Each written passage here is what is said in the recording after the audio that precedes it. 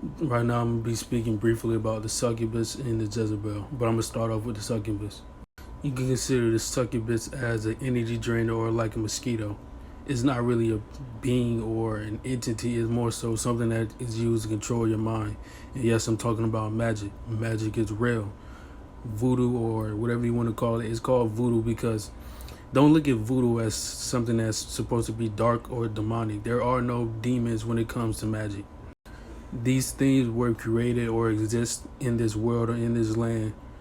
Well, first off, people think magic isn't real because I don't know why, really. I know why is because nobody really gets to see the magic that goes around. But this world is magic is spirituality. Spirituality, that's where all the magic is. But anyway, there's 4 different tribes when it comes to the spirituality, or is air, earth, water, and fire. And these tribes are, I'm gonna get more deeper into it, but all 4 of those things, just know that fire isn't necessarily the most powerful, but it's the most disruptive when it comes to the magic with things. I said this in one of my other videos before, but fire only burns things. Now fire can help you. You got to think of fire when you, like, let's say like when you got to cauterize a wound or something like that.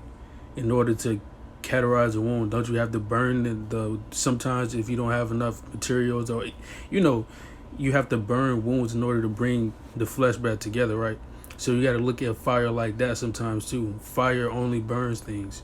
When you're in the cold, what do you look for to start a fire?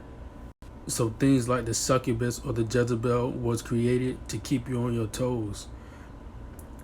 In this world, you need some sort of thing to be able to keep you in alignment with the right shit. If you don't know what right from wrong is, the only right or wrong that really is in this world is to never harm yourself and to never harm anyone else. The succubus and the Jezebels are like things, beings, entities that were created to like keep people on their toes. Now these things don't necessarily have a soul. It's like how you look at plants, or not plants, is how you look at mosquitoes and that kind of shit. So consider a succubus as a mosquito, but what a succubus does, it can give you energy and it can take away energy too.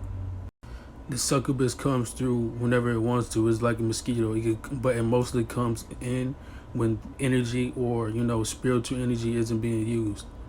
The succubus can do all things that the Jezebel can do, but the Jezebel really has no place in this world because it's mostly connected to women. It turns women into whores, but the succubus can do that too.